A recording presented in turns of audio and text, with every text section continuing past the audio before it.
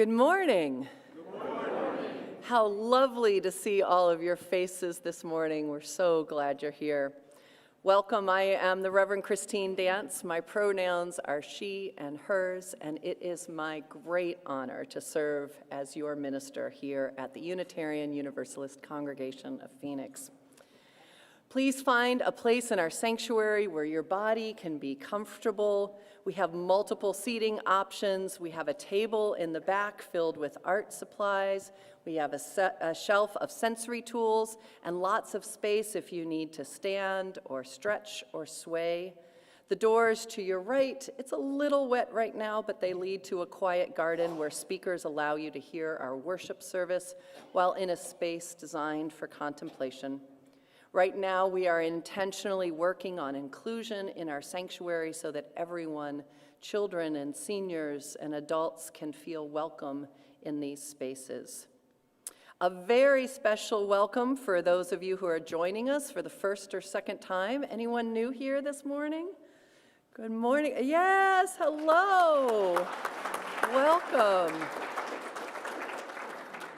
We hope that you will just smile. No, you don't have to smile. That was a terrible thing to say. You don't have to do anything. I hope that the people around you will greet you kindly, and it is their obligation to get to know you, not yours. How's that? How's that?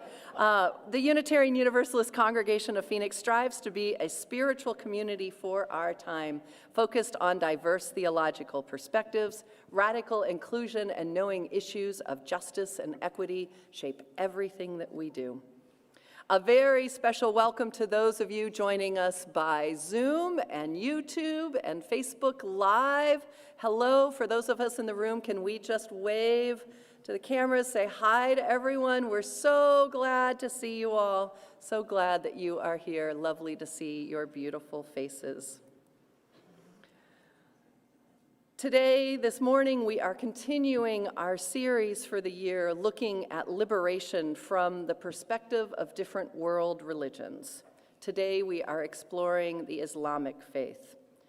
This year, we've explored humanism, Latin American spirituality, Buddhism, and last year, we explored it in Judaism.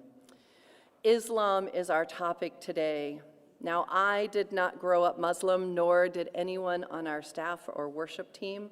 We are drawing heavily from the teachings of our Muslim scholars from a book called Liberation in World Religions, edited by Miguel de la Torre.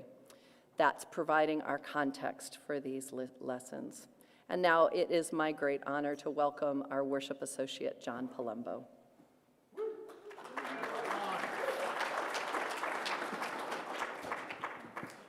Good morning.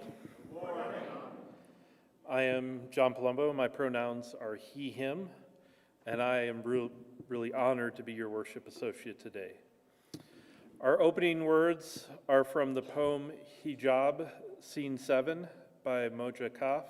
And a side note, if you're looking for some great poetry, I've been exploring the poetry of Moja Kaf, and she is awesome. Whether you just read it online or check her out on YouTube. She's someone that can make you laugh and cry at the same time, and it's pretty cool. So this is Hijab Scene 7 by Moja Kaf.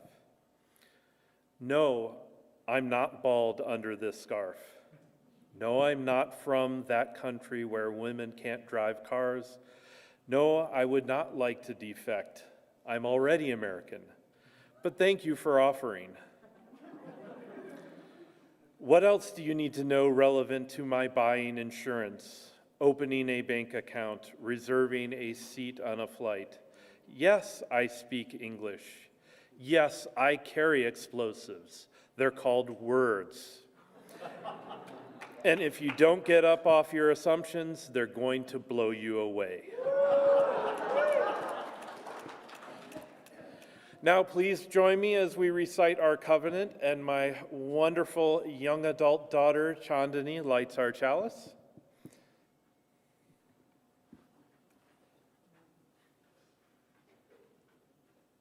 They'll wait for you. Slow down.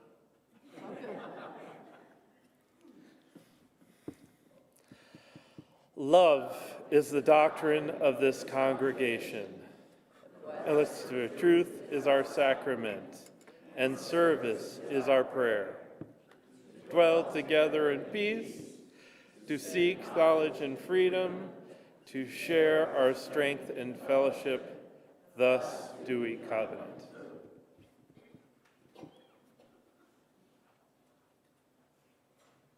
Hello, I'm Benji Messer, UUCP's music director. I use he, him pronouns. And we're starting with the song Come, Come, Whoever You Are, which is a favorite here. And it's based on an ancient poem, first found in Rumi, first found by UUs in Rumi, written by the Sufi poet Abu Sa'id Abu al-Khair. It calls to unbelievers and idolaters, asking them to open up to God, to not despair. It says, we do not despair. Do not break 100 times if you fail to repent. And so Unitarian Universalist Lynn Adair Ungar adapted those words for our faith. We'll sing it together, first in unison, and then, once we're comfortable with it, as a round. Please feel free to stand or to stay seated, whatever you choose.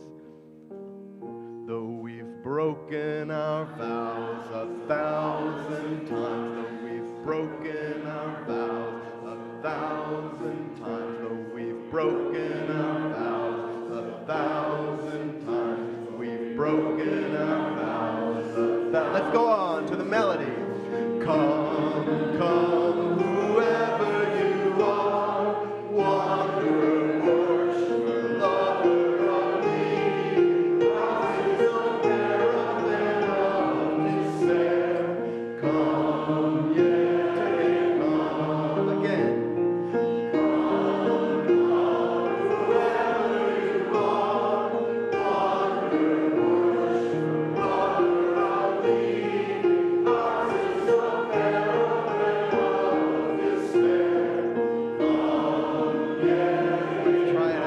Starting over here.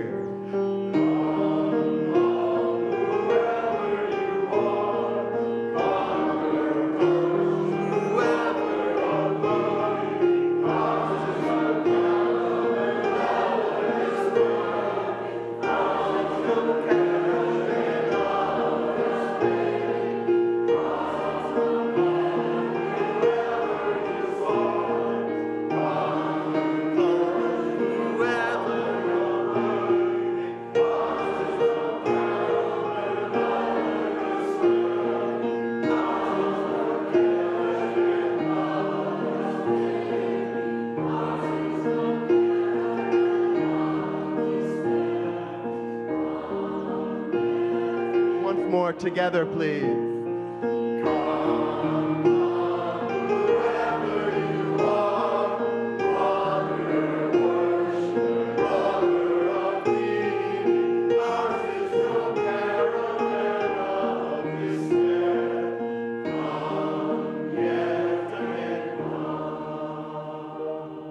Thank you. Please be seated. You sound beautiful.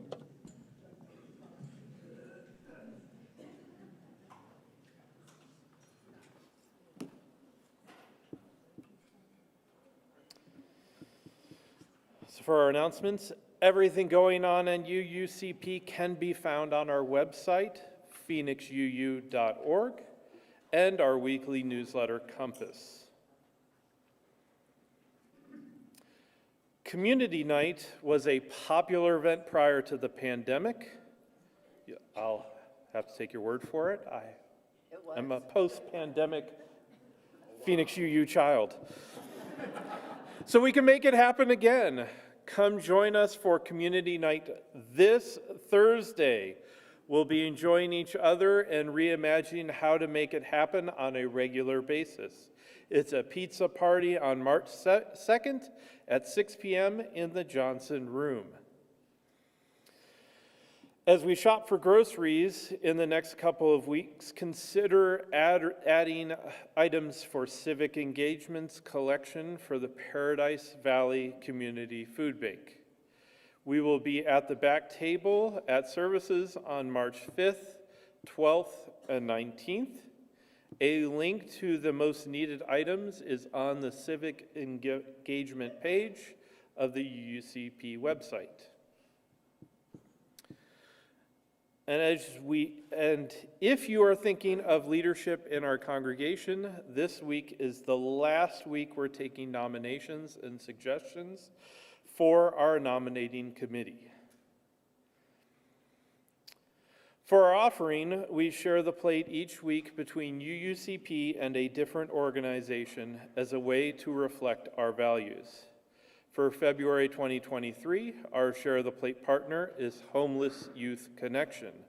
Homeless Youth Connection, or HYC, offers comprehensive services program that engages high school-aged youth who are experiencing houselessness. HYC assists them in overcoming barriers to completing high school, graduating, and creating a plan for the future. HYC serves houseless youth 13 to 21 years of age who attend high school in Maricopa County and Coconino County, Arizona. Robin Tell, who is Community Engagement Manager at Homeless Youth Connection, our March SDP recipient, is joining us today. Sorry, Robin, if you don't mind standing. There you go. Yes, Robin will be with Jim Sorgetz during coffee hour if you'd like to meet and learn more about our community partner. Please donate by putting cash or a check in the baskets or by using any of the options displayed on the screen behind me. If you are paying your pledge with a check today, please indicate that on the check. For all that you give to our congregation and our community partner, we are so grateful. Thank you.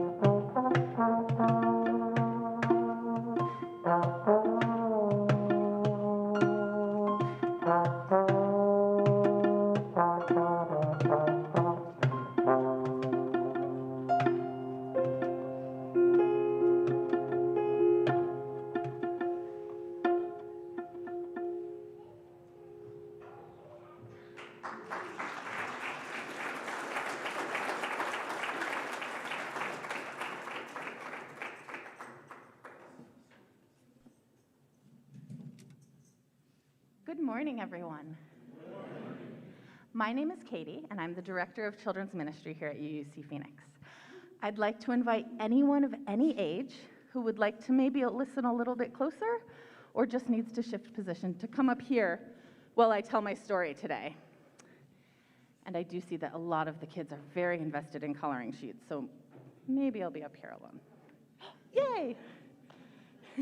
Thank you.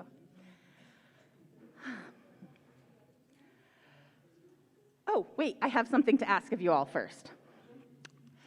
So some of you may not know that we don't get packages delivered to the physical church anymore. So Children's Ministry is about to launch into 3 new sessions of new types of programming, and that means lots of supplies are being shipped to my house, which means there's boxes and boxes of supplies in my van. And we have 2 awesome kids, Jonas and Gianna. Gianna's right there, hi, who have volunteered to help empty my van after service, but there's like 15 boxes in there. So are there 3 of you who would be willing to hang out with us after service for 10 minutes to move boxes out of my car? 1, 2, 3, thank you so much. Thank you, thank you, thank you. I'll stand out in the lobby and we'll all go get the stuff. Community strength? Cool, okay. We're gonna start today by reminding ourselves that sometimes we come into a situation with ideas about what the story is like, or what it means, or who's in it, based on other stories we've been told. In fact, that's what we do every single time we hear a story. We walk in with all of our own ideas. And it's hard not to, because you're you wherever you are, and you take your experiences with you. But today I'm gonna ask you to do the not quite impossible, and maybe very difficult, which is to just listen to this story and hopefully open from our biases. But don't worry, afterwards, I'll lecture you a bit about what our biases are, okay? Khadijah was born into a very wealthy family. Her father was a trader, and he managed caravans across the desert. And if you can imagine, managing these huge loads of goods and trades items as they traveled across the wide open, sandy, hot desert took a lot of work and a lot of logistics. And that business was happening all around Khadijah as she was growing up, and she was one of many, many siblings. But she was the one who listened, and she was the one who paid attention and watched each of those details. Felix, can you show me what it looks like to watch? What do you do when you watch something? What do you do when you watch? I had to get a watch. Yeah. Hamster. You watch a hamster? Okay, everyone squint your eyes as if you're watching a hamster. Good, thank you, Felix. So Khadijah grows up in this family, and when she is a young adult, her father dies. So what do we know happens? This is one of the biases we bring in a story when the man who runs the big, huge business dies. What happens to the family? They become poor. They have no money. They go into destitution. Wrong. Instead, Khadijah took over the business as a very young, unmarried woman. And now it was her job to manage all of those camels coming back and forth and make sure that each caravan got where it was supposed to go.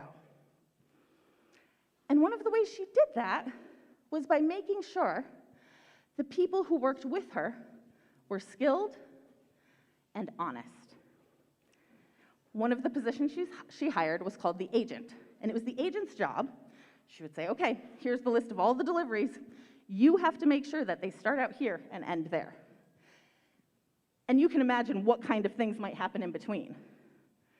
You might get robbed, you might run out of water and food, or they were happening to travel across the only other place in the world that has something very special to those of us in the Sonoran Desert. That's a threat to camels and caravans. Do you know what it is? It's not Super Bowl fans. Not lack of water, it's haboobs. There are only 2 deserts in the world where haboobs happen. We know them well, and Khadijah knew them well. So, she had to find someone very trustworthy to hire as an agent. And she interviewed many, many people, and they were all these young men. And she was in her 40s at this time, and she had seen lots of people work out and not work out, and she was looking for the right person. And she found a young man who was about 25 at the time, and she hired him. And this turned out to be amazing. He helped restructure the business, and he helped her find more and more success, and he helped her start to think about herself. You've been living as a wealthy woman your whole life. You've made this huge business, but what does it mean to be you in the world? And he helped her to think about her place in the world. And when we reflect about what our place in the world is and what we're going to do with that place, we're working on our spirituality. And he brought Khadijah to her spirituality. And granted, she was very wealthy and had some free time to do it, but she did it. And she also encouraged him, with his work schedule and everything, to begin to meditate more and to pray more. And the 2 of them, as tends to happen in old stories, and I don't know why this always happens, decides to go from working together to somehow magically then being married. I don't know what happened in the in-between time, but Mr. Sam teaches OWL. I'm sure he can talk to someone about that. I'm not sure what happened there. They become married, and they both are able to invest in their community. And putting money into their community becomes very important. And the other thing they do is work on meditation and prayer and reflecting on their role in the world.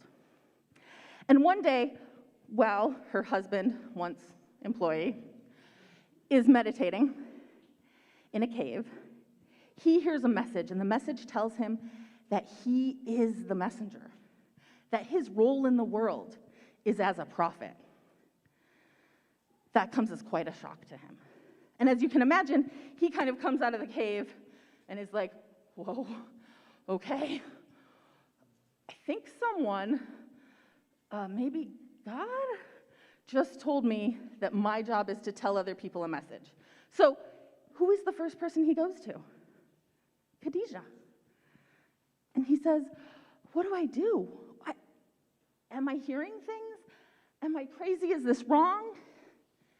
And Khadijah says, just listen. Just sit and listen.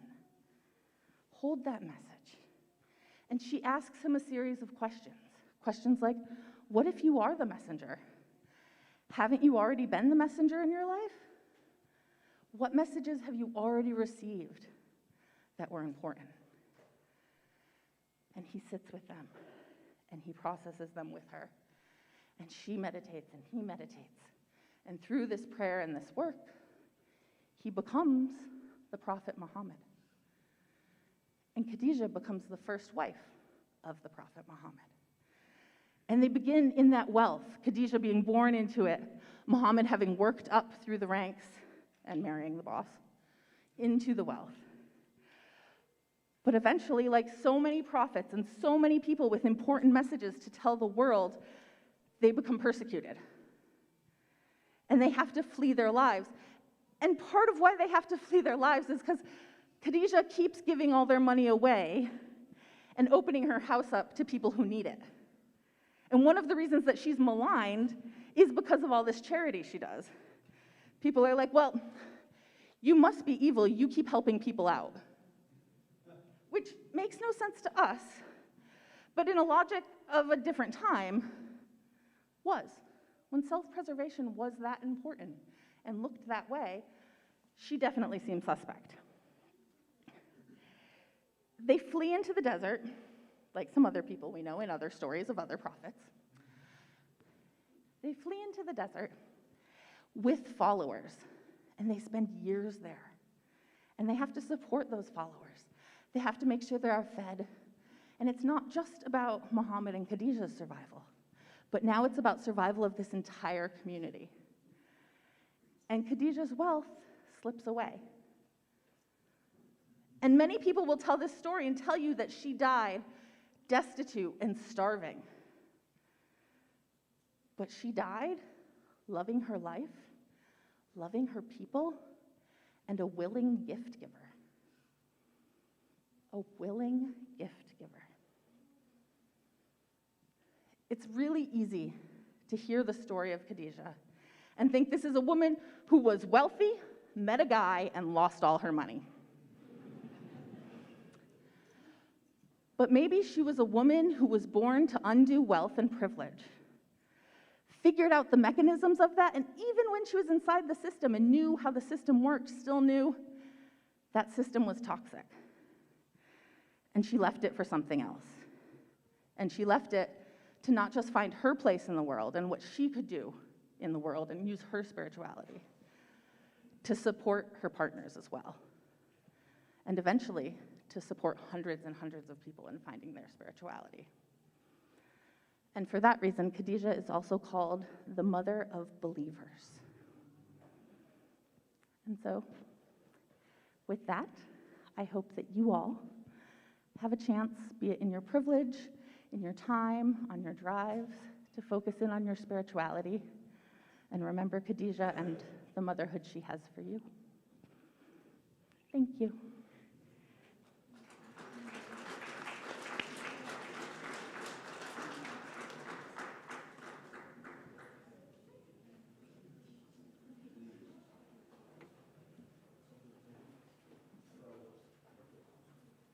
Check. During the offering, we played the song Morning by the great saxophonist Yusef Lateef, who taught at the colleges that I attended.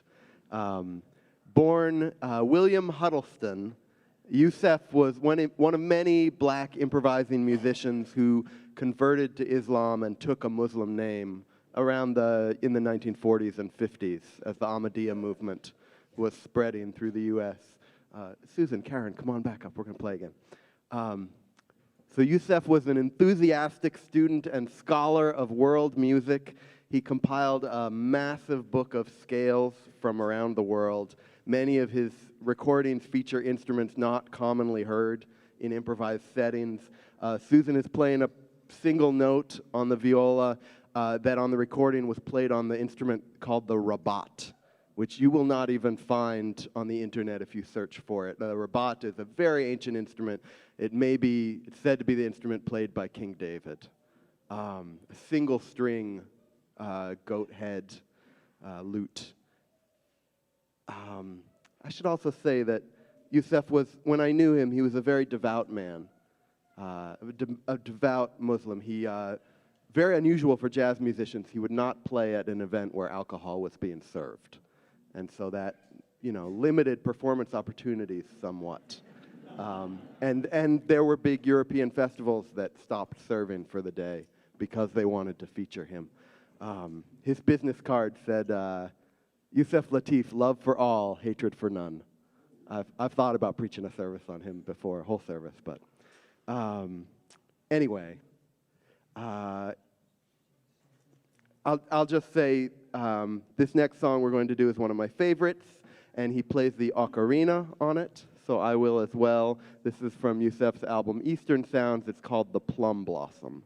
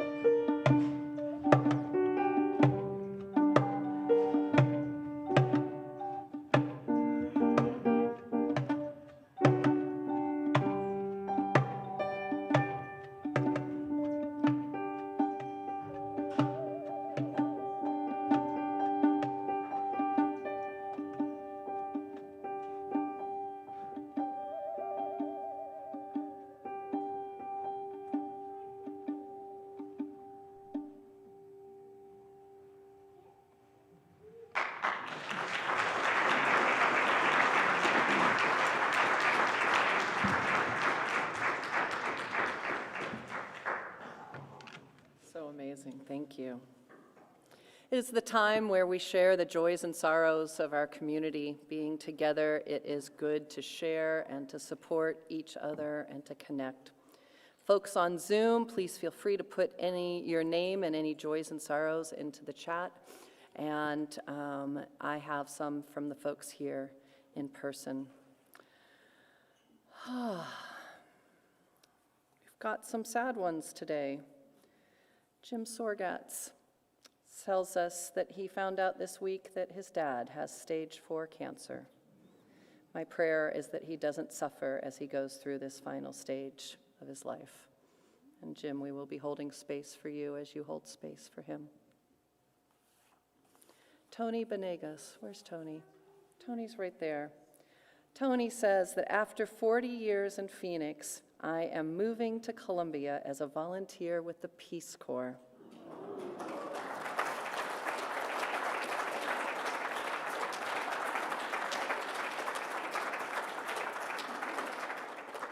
Tony says, I joined UUCP in 1991 and has been active up until COVID-19. I will miss you all. Namaste. And you go with us, Tony. We go with you to Columbia, and many blessings and safety and well wishes as you do good work in the world. Jade Barger says that last week, 10 to 12 foreign volunteers fighting for Ukraine and Donbas were killed. 2 of them were fellow infantry veterans from the U.S. and friends of hers from the service in Afghanistan. They will be dearly missed. And Kendra and Samantha Garcia, there are 2. We've got 2 from them. One is about Kendra's mom.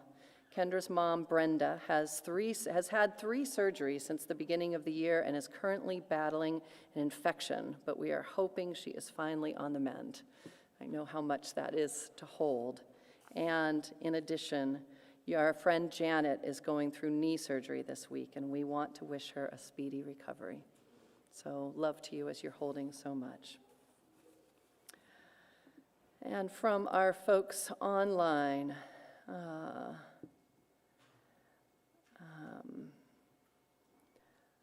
from Jeff Anderla, joy, happy birthday to my wonderful mom, Ellie Anderla. Happy birthday, Ellie. Is she right here? Happy birthday, Ellie. She's right there. Your Beatitudes campus, which is our first satellite office, I will just say, our first satellite sanctuary, says, happy birthday, Ellie, from your Beatitudes family. And from Amy Miskell, a sorrow, the end is near for our friend Rick. His wife, Lynn, reports he is unconscious now. Please send energy and love for a peaceful passing for Rick, and send strength for Lynn, please, and for all that love him.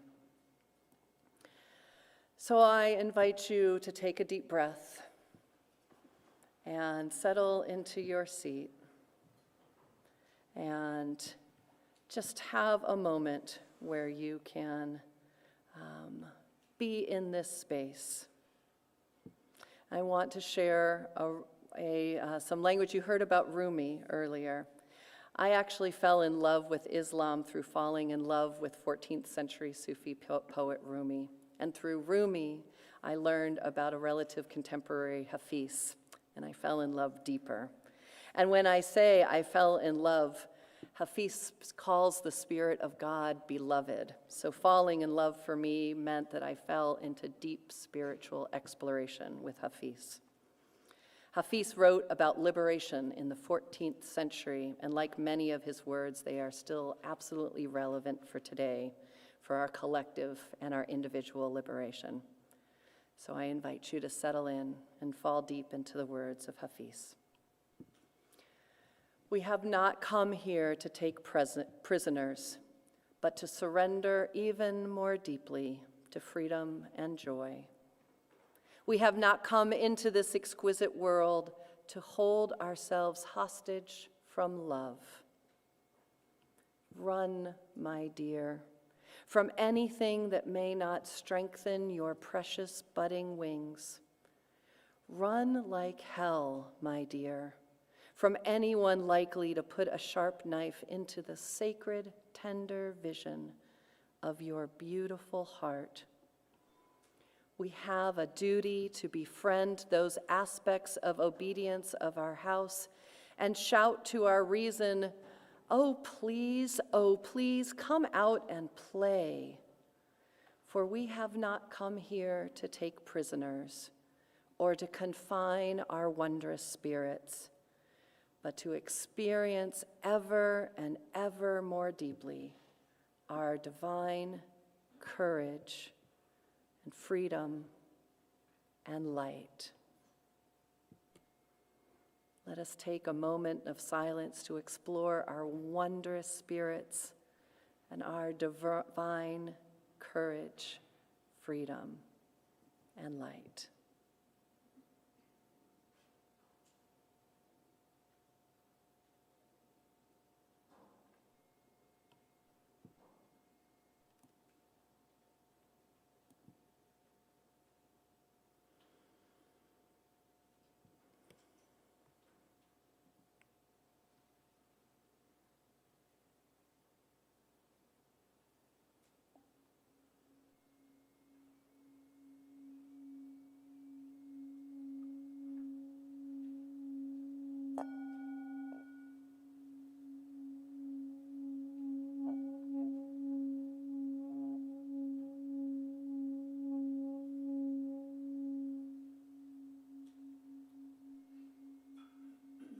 May it be so.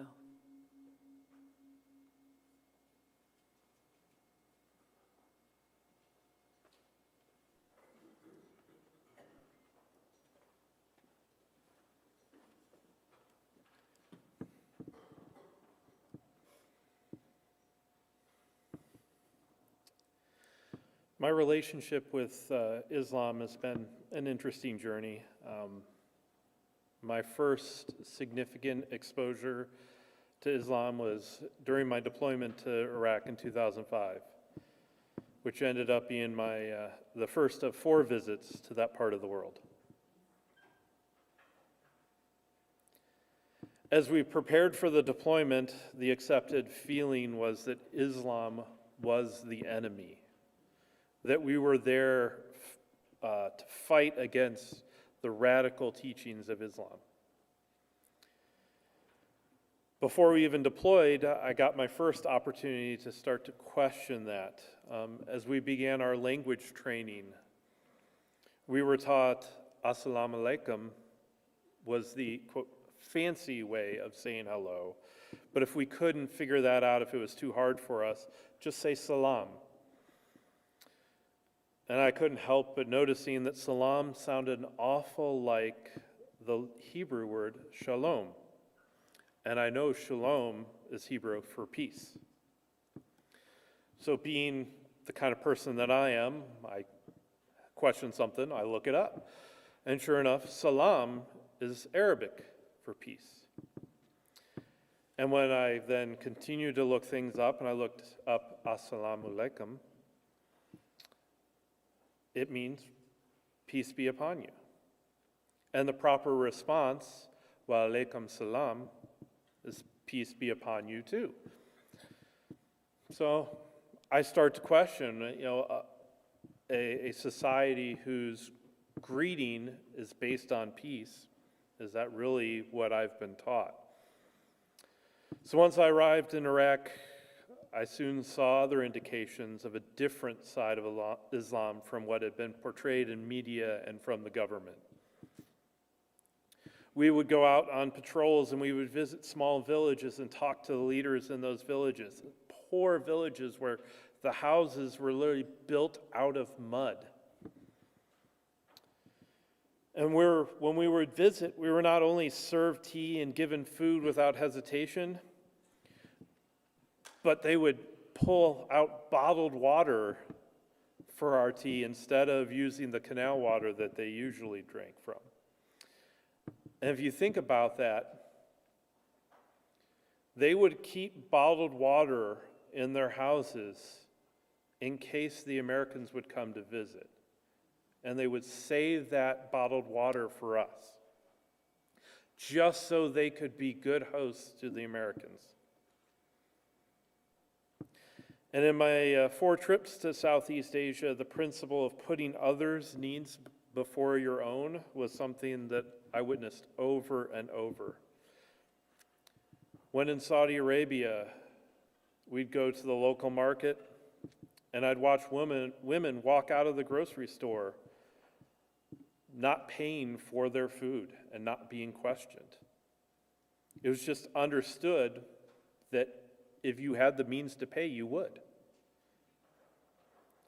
In Afghanistan, we'd go on patrols, and on those early morning patrols, we'd see bread left on porches of poor families.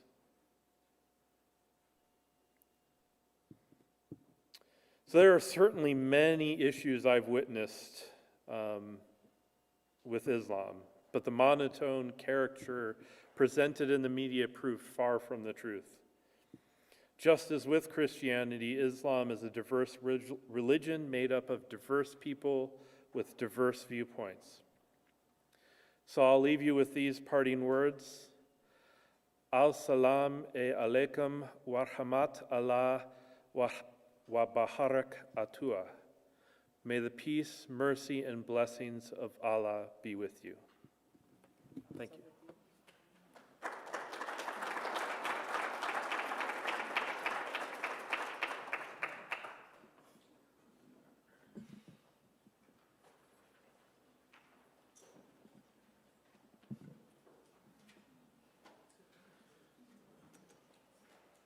The choir is going to sing an anthem for you now in Arabic.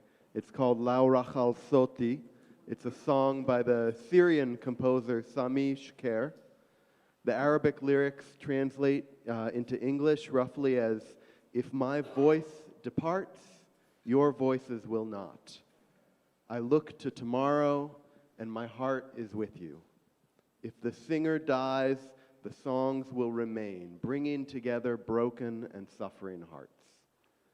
This arrangement is by Shireen Abu Kader, who is Palestinian. She grew up in Jordan, and she now lives in Toronto. And she offers in her writing on the piece a personal dedication to the ongoing struggle of her own Palestinian people for freedom and dignity, and reminds us that the voices of all those who have been silenced continue to resonate in our music. This is a quiet song. I ask that we listen in relative silence.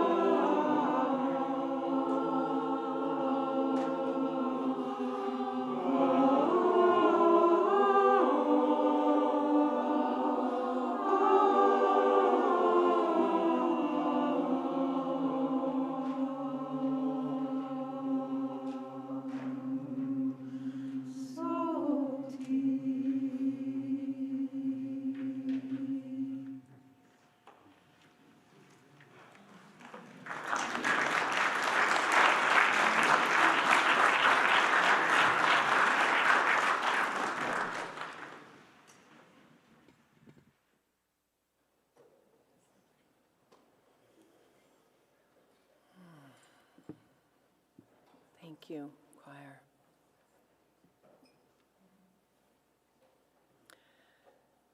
In Unitarian Universalism, we believe that there are truths in all religions, all expressions of faiths.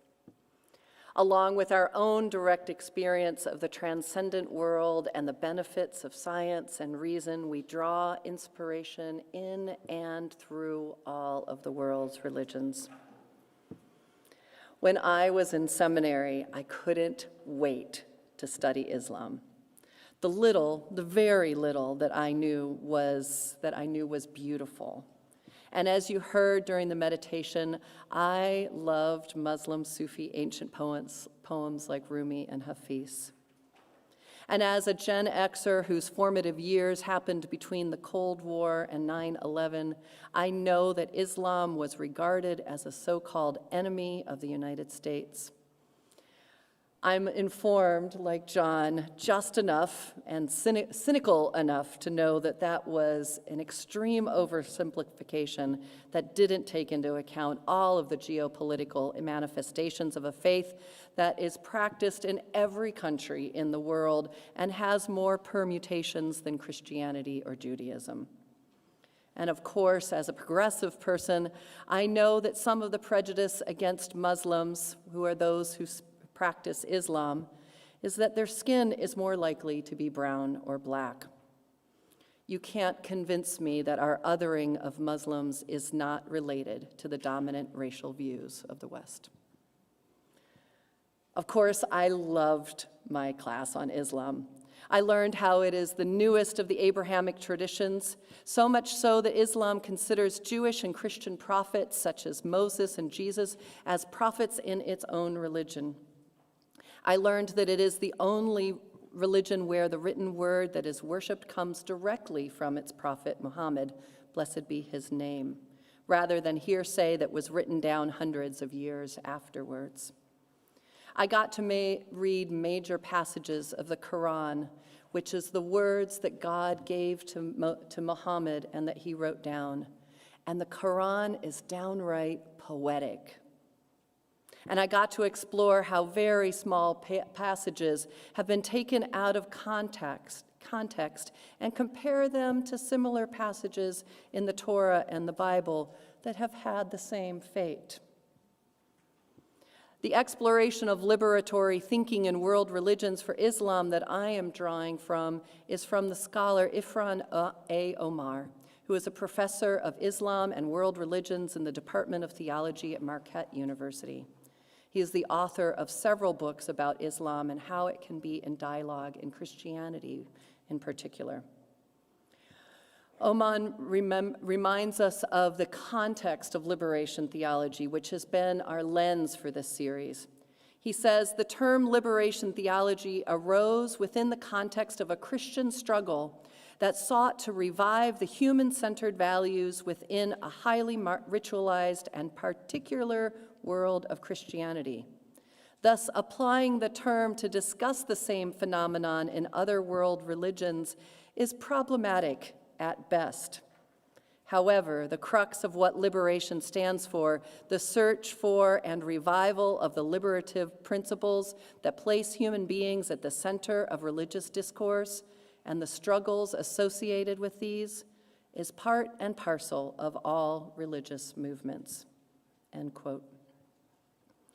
Omar gives us a perspective of Islam that I didn't know, which is that Islam started as a liberation movement in 7th century Arabia, where tribal customs had created a hierarchical social structure which systematically discriminated against people of other races and classes.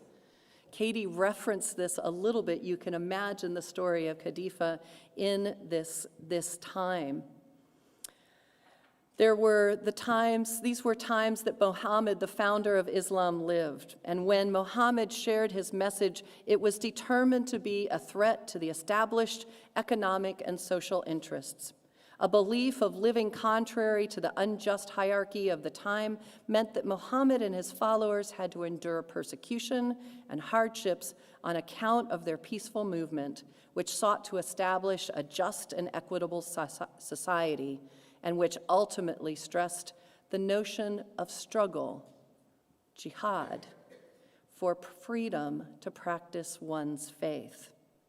Yes, that is where the term jihad comes from, the struggle to practice one's faith against the discriminatory times that tried to prosecute it.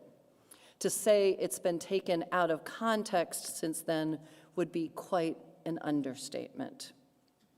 Islam's focus on the liberation of the poor and the disenfranchised is clear. One of the 5 sacred pillars of Islam is zakat, commonly translated as almsgiving. It symbolizes spiritual purification by giving a specific portion of one's wealth to those in need. The Quran explicitly says it with this quote, "Alms are meant only for the poor, the needy, to free slaves and help those in debt, and for travelers in need." Does that make sense with John's story in that context? Later in the Quran, it speaks of the rightful share of the beggar and the deprived in the general wealth of the rich. The rightful share. Just think on those, the rightful share. It's very powerful. A religious text essentially saying that owning wealth and property isn't to be owned by individuals, but rather should be subject to a reasonable distribution among all societies and sections of the society. Unlike Christianity, which speaks in metaphors and stories, the Quran is quite direct. Now, do we call that socialism or a redistribution of wealth? There are many Islamic revivalist movements that are focused in these early missions of Islam, where the revelation of God and focus of Muhammad were focused on the task of restoring that justice, equality, and peace. Like those focused on liberation in other religions, those in Islam are looking at this not just as a theoretical religious concept, but something that must be lived in our daily lives.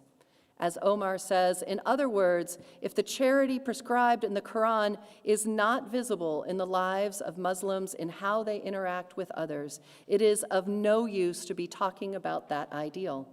The more pressing issue is to see how that ideal manifests in one's daily life. In this version of Islam, concern for the poor and dispossessed is just as important as religious piety. He spoke on behalf of those who were without power. He spoke against the establishment for the sake of justice. After all, the core of each message from God had always been the establishment of an ethical society that implies justice as its very basis and operates on that principle of accountability. So this is where I take Omar's words and say, I believe that it is a religious and moral imperative to work against income inequality, to extend his message. Like our other pandemics of racism and police states and gun violence, income inequality has just run rampant with no controls.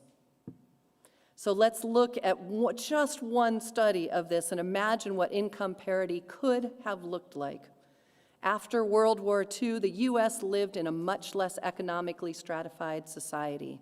A paper by the Rand Corporation that showed since 1974, the top 1% of the population have taken a total of $50 trillion from the bottom 90%.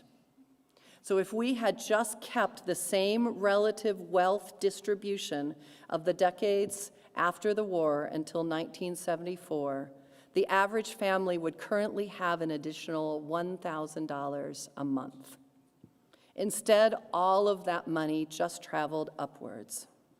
Can you imagine the difference that $1,000 a month would make? I'm not talking about more money, I'm just talking about the distribution of it. So assuming the same amount of money was distributed equally. Can you imagine what that would do to our state of poverty in the U.S.? The level of houselessness, the folks who live just one paycheck from despair. So now I'm going to take the leap from the Quran to American policy, which puts me right at the same level of God as God, which is blasphemy in any religion. And yet here I am going out on a limb and saying that the mandates from Islam to fight for justice and income inequality, and I would say the same mandates exist in Christianity and Judaism and other religions as well. They call us to do something, and now. We can start with more equitable taxing. After all, that is the systemic way that we give alms to the poor. Our current system that rewards those who are rich by having them pay fewer taxes is absolutely antithetical to this moral and religious debate. We have the mandate to spend more on the interventions that can equalize our experiences, like health care and education. And I think it pushes us to even go further to something like minimum guaranteed income that is sustainable, a living wage that is sustainable for a family. Is it a right? Or is it a moral imperative that we keep families out of poverty, having to make impossible choices about where to spend their precious dollars? I have a master's in divinity, not in macroeconomics or economic policy, and many others of you may have other possible solutions or know more about this. I hope that you will discuss them with each other. And of course, they are not, all of these things are not a panacea, but doing nothing is not an option here. And doing nothing while the situation grows more and more unequal and more out of control calls us as religious folks of any faith to do something. To badly misappropriate a movie quote, "I'm just a minister standing here in front of a congregation asking us to do something," and telling you that my liberation reading of Islam compels me to ask this of our country, of our systems, of our people, and of our beliefs. My heart is set on justice and liberation. I am heartened by every single time that I encounter people of many faiths using their beliefs to work for liberation. And I stand with my Muslim siblings on the side of equality on this one. Systemic alms for the poor as a moral imperative. Now, so might it be.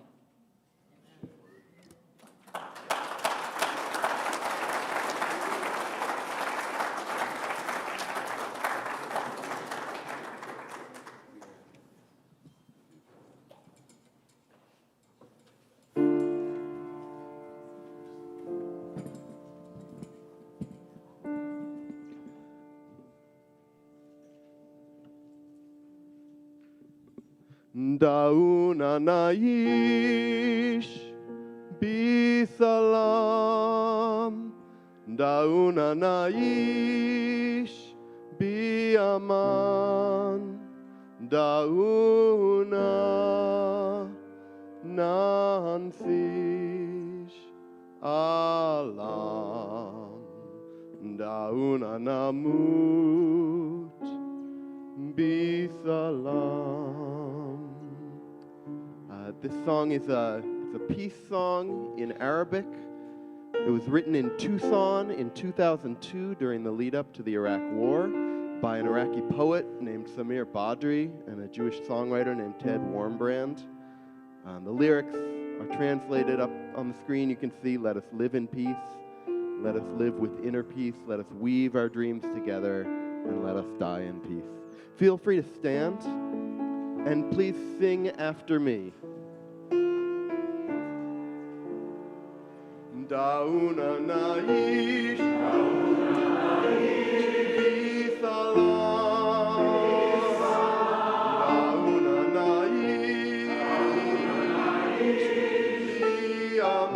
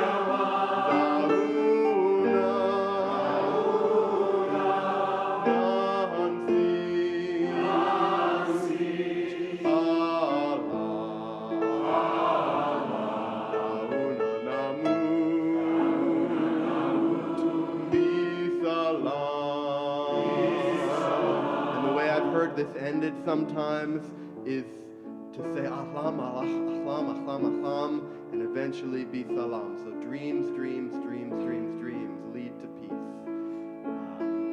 So it'll sound like this. Ahlam, ahlam, ahlam, ahlam, ahlam, ahlam, ahlam, ahlam, ahlam, ahlam, ahlam, ahlam, ahlam.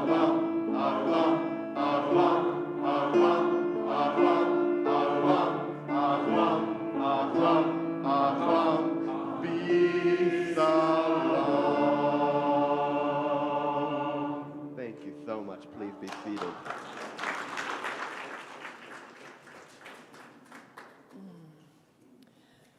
In a moment, we'll have coffee hour, one online and one outside. But before you leave, I hope that you have an opportunity to greet one another, introduce yourselves to new faces, say hello to old friends, and check in with your community members.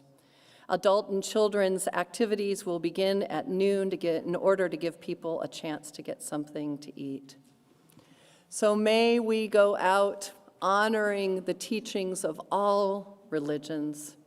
May we educate ourselves in the peace and the message of Islam, and may we seriously consider zakat and almsgiving and how that manifests in our lives, in our society, in our country, so that we can fight for liberation and justice.